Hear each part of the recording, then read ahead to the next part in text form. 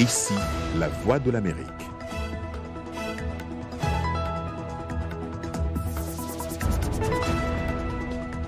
Bonsoir à tous, ravi de vous retrouver pour cette nouvelle édition de votre journal.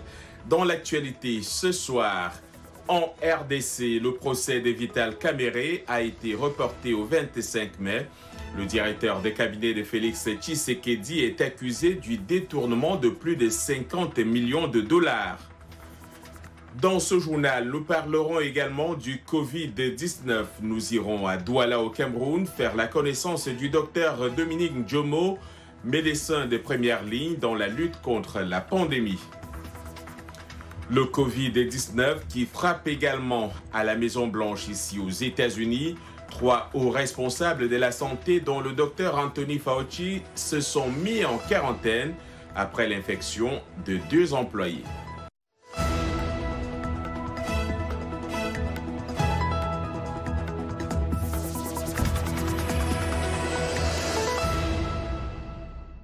Une fois encore, bonsoir. En République démocratique du Congo, le procès de Vital Kamerhe, principal allié et directeur du cabinet du chef de l'État, s'est ouvert ce lundi à Kinshasa avant d'être ajourné au 25 mai. La première audience d'environ 2 heures a été retransmise par la chaîne publique RTNC. Jacques Aristide. Vital Kamerhe, 61 ans, a comparu avec 2 co-accusés devant un tribunal installé à l'intérieur de la prison de Makala, où l'ex-président de l'Assemblée nationale est détenu depuis le 8 avril dernier. Il est accusé du détournement présumé de plus de 50 millions de dollars destinés au financement de travaux publics.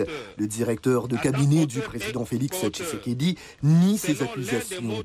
Il comparaît avec un homme d'affaires libanais, Sami Jamal, 81 ans, qui présentait des signes évidents de faiblesse et paraissait au bord de l'évanouissement sur sa chaise. Son malaise a entraîné une brève suspension de la séance.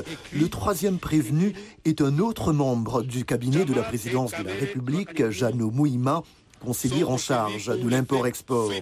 Aucun autre média, hormis la radio-télévision nationale du Congo, n'a été admis pour couvrir le procès.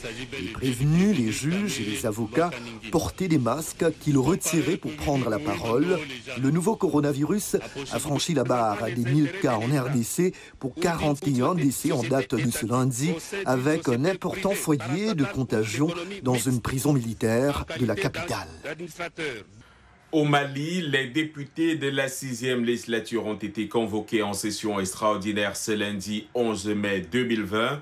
L'un des points prévus dans l'agenda des élus est l'élection du président de la nouvelle Assemblée nationale. On est toujours, je vous le rappelle, sans nouvelles du chef de file de l'opposition, Soumaïla Cissé. Le député élu de Niafunké a été enlevé et séquestré depuis environ une 50aine de jours. Selon le site internet Malijet, la nouvelle Assemblée nationale devrait mettre en place une commission qui travaillera en collaboration avec le comité de crise du gouvernement et toutes les âmes de bonne volonté pour la libération rapide de Soumaïla Cissé. Au Burundi, au moins 2 personnes ont été tuées et 8 autres blessées par l'explosion d'une grenade lancée hier soir dans un bar de Bujumbura. La grenade a explosé en début de soirée dans un bar du quartier de Kamenge appartenant à un membre de la Ligue des jeunes du parti au pouvoir qui sert de lieu de rencontre aux Imbonerakure. Les auteurs de l'attaque n'ont pas été identifiés selon un responsable local. Cette attaque intervient à une dizaine de jours des élections générales prévues le 20 mai dans un contexte de montée des tensions entre le CNDD-FDD au pouvoir et le CNL, le Congrès national pour la liberté de l'opposant Agathon Rwasa. Et puis, dans le cadre de la lutte contre la propagation du Covid-19 en Afrique, les Tchadiens qui ne respectent pas l'obligation de porter un masque dans les lieux publics sont passibles d'une peine d'emprisonnement. En tout cas, une peine d'emprisonnement qui peut aller jusqu'à 15 jours en plus d'une amende de 2000 francs CFA. Au Bénin, les écoles, à l'exception des maternelles et des universités, ont rouvert leurs portes aujourd'hui avec des consignes strictes de distanciation, d'hygiène et de distribution de masques. L'Afrique du Sud, le pays le plus touché sur le continent, a passé la barre des 10 000 cas confirmés, dont 194 décès. Et puis, allons à Douala faire la connaissance du docteur Dominique Djomo, médecin de première ligne dans la lutte contre cette pandémie qui a changé le quotidien du travail de cet anesthésiste qui s'est personnellement engagé à ne rien lâcher. Yacouba Ouedraogo nous amène dans son univers de travail. Prendre soin des patients est devenu un travail 24 heures sur 24 pour Dominique Djomo et son équipe. Il lutte contre l'afflux de patients dans cet hôpital de Douala. Travaillant sur une journée entière, Dr Djomo met et enlève constamment son équipement de protection individuelle pour combattre un torrent de nouveaux cas. La vie de l'anesthésiste a changé dès la détection des premiers cas confirmés de Covid-19 au Cameroun. Je voudrais personnellement apporter ma part de contribution, qu'à la fin de cette épidémie, que je puisse être satisfait de moi-même, avoir le sentiment que j'ai tout donné et que je n'ai pas lésiné sur mes propres moyens. La situation en Afrique est encore beaucoup plus calme que ce qui se passe aux États-Unis et en Europe, mais en Afrique subsaharienne, les établissements de santé sont moins préparés à une pandémie et aux patients nécessitant des soins avancés à l'hôpital. C'est tout un autre mode. Ce n'est pas les prises en charge habituelles. Il y a beaucoup plus de précautions à prendre. Pour chaque geste, on doit prendre beaucoup plus de temps pour faire des soins, le temps de s'habiller convenablement, de désinfecter, ainsi de suite. C'est la principale difficulté, mais on s'adapte. Ça veut dire qu'avec le temps qui passe, avec les jours qui passent, on s'améliore. Les 12 lits de la salle de réanimation sont constamment occupés par des patients, mais Dr Dominique Djomo s'est engagé à ne jamais refuser un patient. Bon, tout le monde peut être malade. Je peux me retrouver à l'hôpital et je vois venir un ami. Je ne vais pas lui tourner le dos, je vais m'occuper de lui. Donc, chaque métier a son risque et bon, on le fait en prenant des précautions. C'est tout. Sa propre famille et ses amis craignent qu'il ne soit infecté. Plus de 20 agents ont été infectés au Cameroun et un haut responsable de la santé a déclaré qu'au moins 2 médecins sont décédés du Covid-19. Et puis, les musulmans affrontent le jeûne du Ramadan cette année comme jamais auparavant. Cette période du calendrier islamique est généralement marquée par la réunion des familles, le partage des prières, puis les fêtes après avoir rompu le jeûne. Mais cette année, le mois le plus saint pour les musulmans est marqué par des changements dans leur quotidien. Partout en Afrique, de nombreuses mosquées ont fermé leurs portes pour empêcher la propagation du nouveau coronavirus et les fidèles sont restés à la maison. Pour en parler, Blanche Sanou a joint El Hadj Rasman Ouedraogo, acteur et fidèle musulman résidant à Ouagadougou, et Laure Zango, naturopathe, naturothérapeute et fidèle musulman à Harrisburg, ici aux États-Unis, dans l'État de Pennsylvanie. La maladie ne vient pas interrompre le processus normal de la démarche d'un croyant. C'est-à-dire, il y a la maladie, soit d'autres maladies, et puis, dans la vie de tous les jours, il y a les actes du croyant, c'est-à-dire prier, c'est-à-dire jeûner, c'est-à-dire faire l'aumône. Donc, ça vient, c'est vrai, c'est de plus parce que nous sommes déjà confinés, nous vivons à l'étroit, nous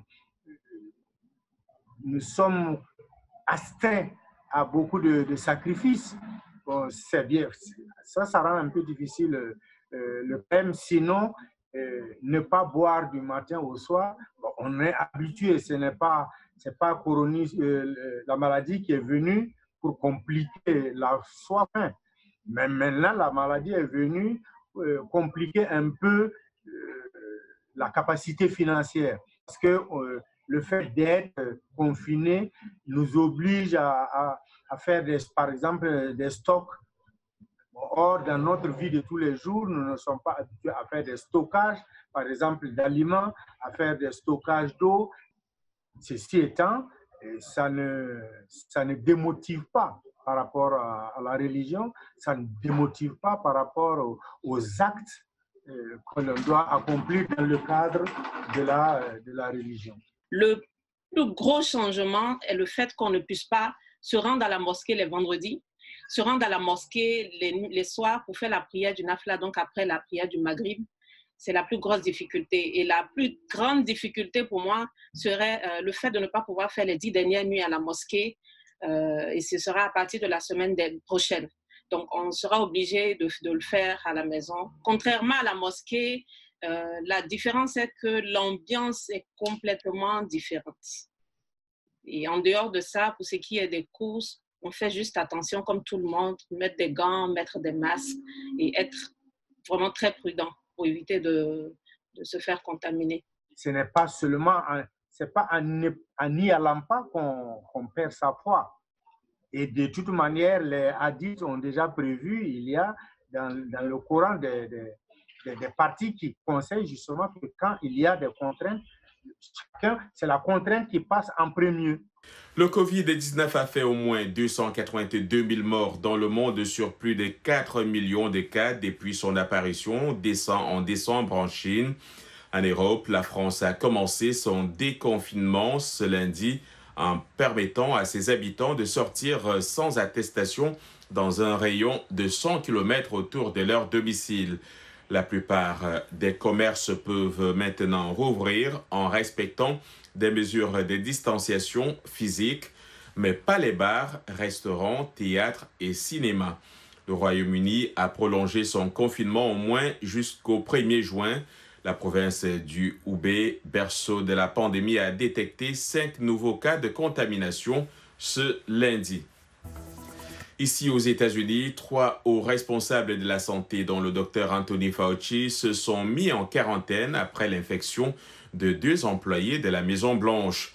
Le vice-président Mike Pence s'est lui cependant présenté au travail ce lundi, bien que son attaché de presse fasse partie de ceux qui ont été contrôlés positifs.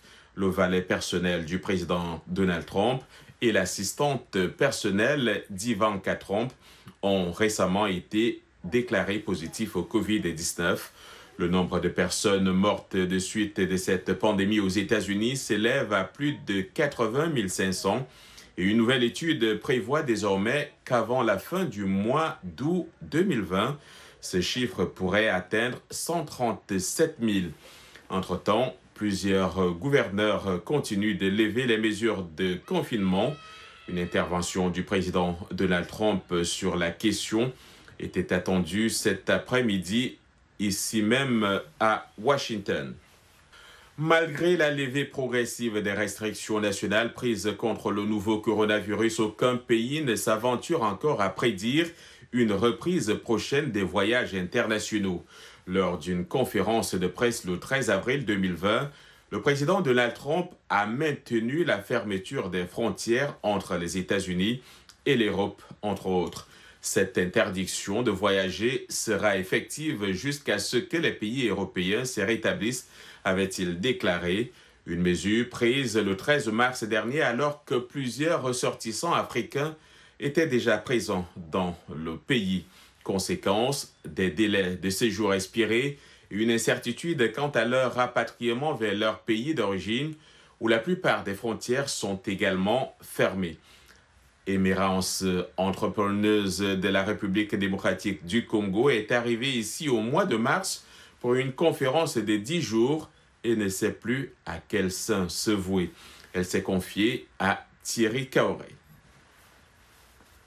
Les difficultés, c'est principalement le manque d'informations, de savoir qu'est-ce qui est prévu pour nous, les ressortissants de la RDC qui sont bloqués aux États-Unis. Nous avons vu qu'il y a eu des actions concrètes qui ont été faites pour d'autres ressortissants dans d'autres pays. Ça nous a donné beaucoup d'espoir et c'est l'information de savoir maintenant pour nous qu'est-ce qui va se passer. L'autre difficulté, c'est nos titres de séjour. Le temps est passé, les titres de séjour tirent à leur fin. Nous nous sentons un peu en insécurité. Le troisième point, c'est réellement le plus dur, c'est d'être loin de nos familles. Ça, c'est quelque chose qui est très, très difficile à vivre. Nous sommes entrepreneurs, donc nos activités sont en RDC. Ce qui fait que ça limite notre champ d'action, puisque nous sommes loin. Avec le décalage horaire, nous sommes réellement limités dans tout ce que nous pouvons entreprendre. Nous aimerions vraiment que nos dirigeants comprennent que la situation n'est vraiment pas, n'est pas rose pour nous parce que nous sommes comme des immigrés involontaires, en quelque sorte. Et donc, notre désir, c'est de ne pas rester ici. Notre désir, c'est réellement d'être dans notre pays pour continuer nos activités, d'être surtout près de nos familles et vraiment que nos dirigeants comprennent qu'il y a quelque chose à faire, de trouver les moyens de nous faire rentrer dans notre pays d'origine. Vous regardez Le Monde aujourd'hui en direct de Washington sur VOA Afrique.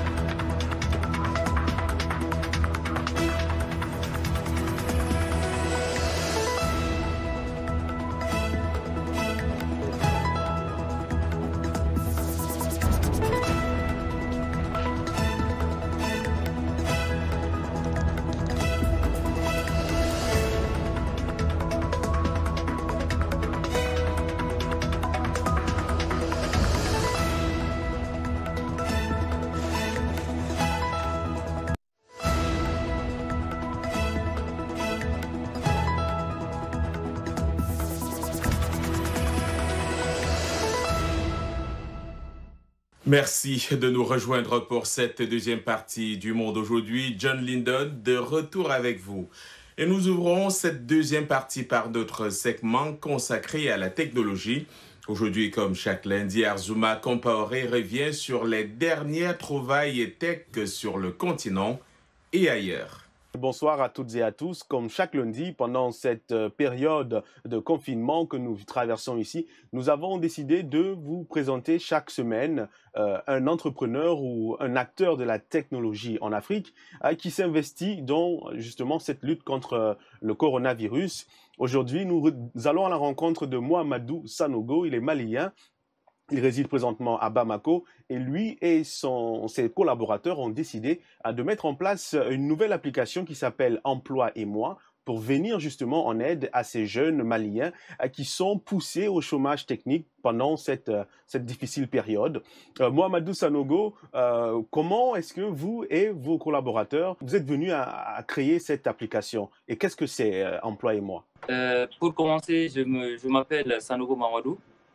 J'ai 27 ans et je suis le fondateur et le CEO de la start-up Emploi et moi, qui a pour mission d'aider d'accompagner les demandeurs d'emploi au Mali, d'où le slogan emploi pour chaque Malien. Et là, face à cette pandémie, nous avons décidé de voir avec les demandeurs d'emploi et qui sont vraiment dans les détresses parce qu'actuellement, les entreprises sont en train de pousser pas mal de jeunes au chômage technique et tout ce qui va avec. Donc, c'est qui rehausse le taux de chômage au Mali. Bon, là, nous sommes en réalité un facilitateur entre ces jeunes-là et les entreprises. Qu'est-ce qu'on retrouve sur l'application lorsqu'on va la consulter exactement? L'application est une application génératrice de CV et de lettres de motivation. On a réfléchi ensemble pour mettre une solution en place qui puisse pour automatiser tout ça à la base en fait. Donc chacun peut créer son CV avec son smartphone en 4 étapes. Il suffit juste de télécharger l'application Emploi et moi et glisser le bouton Passage pour générer 3 documents RH à 500 francs, c'est-à-dire $1 en 24 heures.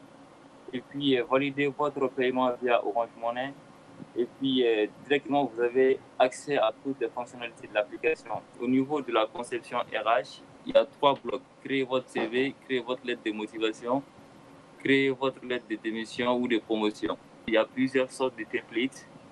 Il suffit juste de choisir un modèle. Vous hésitez, vous rentrez les informations. Vous pouvez choisir la couleur que vous voulez de votre CV. Vous pouvez télécharger ou partager directement ou postuler directement via un offre.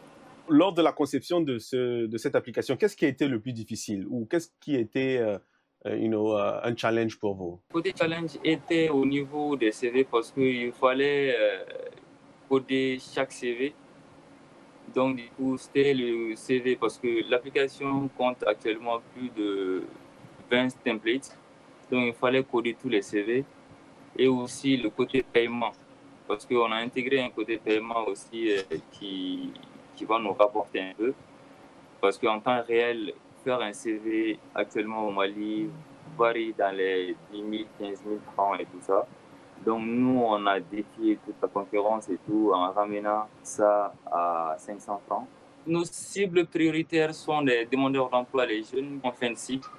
Et aussi les entreprises, en fait, parce que grâce à cette application, l'entreprise aura une base de données vraiment uniforme, smart, lisible. Monsieur Sanogo, aujourd'hui, c'est quoi votre rêve pour l'Afrique? Mon rêve pour l'Afrique, actuellement, c'est-à-dire, c'est de réduire le taux de chômage, en fait.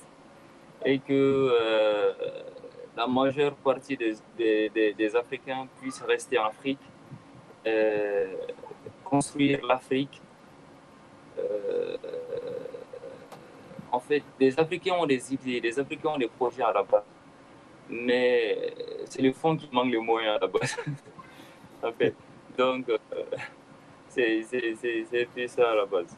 En tout cas, on vous souhaite beaucoup de courage. Et puis, quant à nous, on vous dit au revoir et à la semaine prochaine pour encore plus d'informations sur le monde de la tech en Afrique et partout ailleurs dans le monde. Pour tenir le coup face aux effets du Covid-19, l'argent reste plus que jamais le nerf de la guerre. Au Sénégal, les difficultés économiques engendrées par la pandémie affectent durement certaines familles qui dépendent de l'argent de leurs proches vivant à l'étranger. Dans ce pays d'Afrique de l'Ouest qui compte environ 3 millions d'émigrés, les transferts d'argent en provenance de la diaspora se font rares et les effets commencent à se faire ressentir. Voyons cela dans ce reportage relaté par Mohamedou Oumfa. Cela va bientôt faire 3 mois que Tidiane Conté, père de famille dakarois de 56 ans, n'a rien reçu de son frère vivant en Espagne. Il fait partie de ces Sénégalais qui comptent sur l'argent de la diaspora pour vivre. En février dernier, il avait reçu 422 €, près de 5 fois le salaire minimum au Sénégal. Désormais privé de ces transferts, Tidiane est inquiet. C'est lui qui nous approvisionne quoi, le quotidien. L'eau, c'est lui. L'électricité, c'est lui. La scolarité des enfants, c'est lui. Bon, maintenant, même quand les enfants tombent malades, c'est lui auquel on téléphone et c'est pour aller amener les enfants, pour leur faire des soins. Mais maintenant, tout cela est bloqué. Le frère de Tidiane, qui travaille dans une plantation à Saragosse en Espagne, est lui-même victime d'une baisse d'activité causée par la pandémie du Covid-19. Une pandémie à l'origine de fermetures d'entreprises et des mesures de confinement. Une situation inédite qui oblige de nombreux émigrés à diminuer ou suspendre les transferts d'argent vers le continent, ce que confirme un opérateur du secteur. Il n'y a plus de retrait ici. Même du côté de l'envoi, si les parents d'ici maintenant aident leurs parents de l'extérieur. Maintenant, parfois, il m'arrive même d'annuler des transferts qu'on a déjà effectués. Donc ça, c'est une très grande perte. Ces transferts d'argent sont importants pour l'économie sénégalaise. Selon les autorités du pays, les quelques 3 millions de Sénégalais qui vivent à l'étranger envoient en moyenne 2 milliards d'euros chaque année, ce qui représente 10% du produit intérieur brut du pays. Le ministère sénégalais de l'économie anticipe une baisse de l'ordre de 30% des dits transferts pour l'année 2020, ce qui privera le pays d'importantes devises et d'un ballon d'oxygène indispensable pour de nombreuses familles. Direction l'Afrique du Sud pour parler non pas d'argent mais de nourriture. Le capitaine de l'équipe nationale de rugby, championne du monde en novembre dernier au Japon, Siya Kolisi, apporte sa contribution dans la lutte contre les effets néfastes du coronavirus. Par le biais de sa fondation dénommée Fondation Kolisi, le rugbyman et son épouse ont sillonné leur pays pour apporter nourriture et réconfort à leurs compatriotes. Une expérience unique, pleine de leçons que nous raconte ici Yacouba Ouedraogo. Il y a 6 mois, Siya Kolisi a conduit l'Afrique du Sud sur le toit du monde en remportant le mondial de rugby avec ses coéquipiers comme capitaine des Springboks. Actuellement, il est sur un autre front, celui de venir en aide aux personnes déjà démunies et encore frappées par les effets du coronavirus dans certaines régions pauvres du pays. À travers sa fondation créée avec son épouse Rachel et qui porte son nom, il a commencé par fournir 5000 litres de désinfectants et 4000 masques au travers de la santé. Maintenant, il apporte de quoi se nourrir aux populations affectées. Beaucoup de gens souffrent de la faim et il y a des gens qui avaient faim avant la pandémie. Mais maintenant, le problème est que les gens n'ont pas d'emploi. Ils ont tous été licenciés. Ils ne peuvent même plus avoir le peu qu'ils avaient l'habitude d'obtenir chaque jour. Donc, nous essayons d'aider dans ces régions. Cette volonté d'aider a conduit le sportif actuellement le plus reconnaissable et admiré en Afrique du Sud dans plusieurs zones rurales de son pays. De retour chez lui, Siya Kolisi découvre qu'il avait sous-estimé la pauvreté ambiante dans laquelle survivent certains de ses compatriotes qui l'acclamaient à son retour du Japon, trophée en main. Je pensais que je savais en quelque sorte ce qu'était la lutte jusqu'à ce que je sois à Limpopo. Voir des gens sans eau, utiliser de l'eau du bord de la route. Une partie de l'eau que les animaux buvaient et vous verrez un petit enfant se baigner dans cette eau. Et oui, c'est vraiment pénible de voir des trucs comme ça et ça m'a fait donner plus de motivation pour continuer. Kolisi a alors étendu son aide à d'autres couches sociales avec la ferme volonté de toucher le maximum de personnes vulnérables. Nous nourrissons plus de 1000 personnes, non 1200, dont nous faisons 500 dans mon canton. Toutes les rues que je parcourais et toutes les personnes à qui j'allais demander du pain, maintenant je vais essayer de les aider pendant les prochains mois. Ensuite, nous irons dans la ville natale de Rachel, ma femme, et nous allons aussi aider là-bas. Et puis, il y a quelques écoliers de mon ancienne école que nous aidons. Je pense que ça vaut 85 familles. Il y a une que nous aidons aussi. Sonné par la misère déjà existante de ses admirateurs et davantage révélée par cette crise de coronavirus, le capitaine des Springboks retient tout de même quelque chose de positif de cette crise sanitaire. La seule chose que j'ai retenue de cette pandémie est l'unité dont font preuve les Sud-Africains. Vous voyez des marques qui normalement rivaliseraient, mais elles travaillent maintenant ensemble. Elles me répondent, cela n'a pas d'importance. Tout ce que nous voulons faire est de nous assurer que les gens sont nourris. Et c'est la chose la plus importante. C'est ce que j'ai aimé dans cette période. Un élan de solidarité que Siya Kolisi a déjà vécu lors de ses grands sacres en club ou en équipe nationale. Et c'est la fin de ce journal. Merci pour votre fidélité à VOA Afrique. Portez-vous bien, protégez-vous et passez une excellente soirée.